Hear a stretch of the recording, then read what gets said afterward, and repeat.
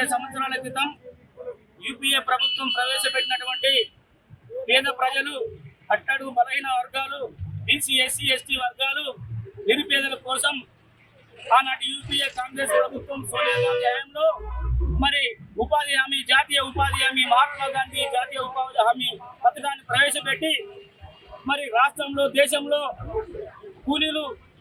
కూలీలుగా వలస పోకుండా అన్ని అణగారిన వర్గాలు, పేద ప్రజలు వలసలు పోకుండా మరి వాళ్ళకి 100 రోజుల పని పథకాన్ని ప్రవేశపెట్టి మరి ఉపాధి కల్పించినటువంటి మరి కాంగ్రెస్ పార్టీ మరి ఆ రోజు మరి ఈనాడు మోడీ ప్రభుత్వం వచ్చి మరి నల్ల చట్టాలను తీసుకొచ్చి, ఎన్నో నల్ల చట్టాలు తీసుకొచ్చి మరి రైతుల విధానంలో కూడా నల్ల చట్టాలు తీసుకొచ్చి రైతులను ముంచి మరి ఈ రోజు మోడీ ప్రభుత్వం ప్రవేశపెట్టినటువంటి నల్ల చట్టాలు మళ్ళా బీబీజీరామ్ చట్టాన్ని తక్షణమే రద్దు చేయాలని మేము కాంగ్రెస్ పార్టీ రేగొండ మండల పక్షాన కోరుతూ మరి బీబీజీరామ్ చట్టాన్ని మరి ఎందుకు ప్రవేశపెట్టారో మరి అర్థం కావడం లేదు ఈ మోడీ ప్రభుత్వం.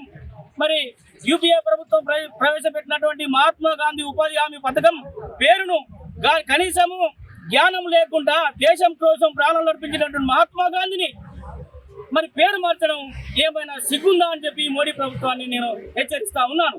మరి అంతేకాదు ఈ రోజు మరి బీఆర్ఎస్ ప్రభుత్వం అయితేనేమి, ఈ భారతీయ జనతా పార్టీలు అయితేనేమి వారి స్వలాభాల కోసం, వారి యొక్క ఆస్తులు కాపాడడం కోసం వారు కేవలం కోట్లాది రూపాయలు సంపాదించుకోవడం కోసమే కాదు, కానీ పేద ప్రజలకు ఏ రోజు కూడా వారి యొక్క లక్ష్యం ఎట్లా, వాళ్ళ ఉపాధి హామీ ఎట్లా, వారికి బడుగు బలహీన వర్గాలకు మరి ఏ రకంగా మనం ఆదుకుందాం, ఏ రకంగా వారికి ఆలోచన చేద్దామనే కనీస జ్ఞానం లేకుండా ఈ రెండు పార్టీలు మరి పేద ప్రజలను మోసం చేస్తూ ఈ రాష్ట్రంలో, ఈ దేశంలో మరి పేద ప్రజలను నడివిరుస్తూ, రైతులను నడివిరుస్తూ మరి ఏలుతున్నటువంటి ఈ లక్ష్యాన్ని చూస్తా ఉన్నాం.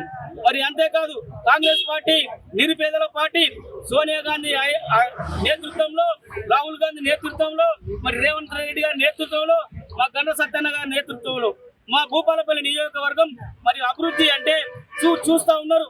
మరి చూసి ఓర్వలేని ప్రతిపక్షాలు బీజేపీని అయితేమి, బీఆర్ఎస్ని అయితేమి ఈ రెండు ప్రతిపక్షాలు మరి మీ కాంగ్రెస్ పార్టీ పైన బురదల్లే ప్రయత్నం చేస్తా ఉన్నారు.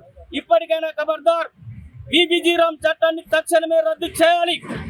లేని ఎడల మీ గ్రామాలలో, జిల్లాలలో, మండలాలలో, రాష్ట్రాలలో మొత్తం మీ బీజేపీ కార్యకర్తలను తరిమి కొట్టడం ఖాయం. పేద ప్రజలు మొత్తం తలుచుకుంటే మీ బీజేపీ ప్రభుత్వాన్ని గద్దెదించడం రాబోయే రోజులలో గద్దెదించడం ఖాయం. యూపీఏ ప్రభుత్వాన్ని ఎన్నుకుంటారు.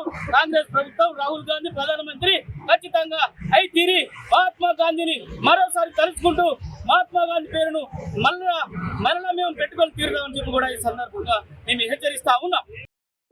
నరేంద్ర మోడీ ప్రభుత్వానికి సిగ్గుచేయడాన్ని మా మండల భాషలో హెచ్చరిస్తున్నాం. ఎందుకంటే ఇలా మహాత్మా గాంధీ దేశానికి స్వతంత్రం తెచ్చి జాతీయ ఉపాధి హామీ పథకాన్ని గ్రామంలో పేద ప్రజలు తిండి లేకుండా వలసపోతుంటే వాళ్ళని నివారించడం కోసమే ఇవాళ యూపీఏ ప్రభుత్వం ఉన్నప్పుడు జాతీయ ఉపాధి హామీ పథకం పెడితే ఇవాళ గ్రామాల్లో చిన్న సన్నకారు రైతులు ఉపాధి హామీ పథకంలో పాల్గొని ఇవాళ వాళ్ళు పూట గడుపుతున్న పరిస్థితిని ఇవాళ బీజేపీ ప్రభుత్వం దాని పేరు మార్చడం సిగ్గుచేయడాన్ని నేను హెచ్చరిస్తున్నాను. బీబీరామ్ చట్టాన్ని అనే పేరు ఎందుకు పెట్టిండ్రు? దేశానికి స్వతంత్రం తెచ్చిన మహాత్మా గాంధీ పేరు చేసి ఇలా ఈయన పేరు బీబీరామ్ చట్టాన్ని తక్షణమే రద్దు చేయకుంటే ఇవాళ దేశవ్యాప్తంగా ఆందోళన కార్యక్రమాలు జరుగుతున్నాయి. కాబట్టి మేము ఇవాళ మా రేగొండ మండల కాంగ్రెస్ పార్టీ పక్షాన కూడా హెచ్చరిస్తున్నాం.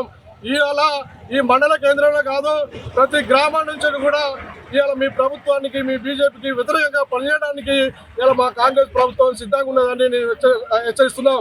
ఎందుకంటే ఇవాళ సోనియా గాంధీ కానీ, రాహుల్ గాంధీ గారు కానీ, రాష్ట్రంలో ముఖ్యమంత్రి రేవంత్ రెడ్డి గారు ఇవాళ తెలంగాణ వ్యాప్తంగా ఇవాళ ఎంతో సంక్షేమ పథకాలు తెచ్చి ప్రజలకు, రైతులకు కూడా అండగా నిలిచింది.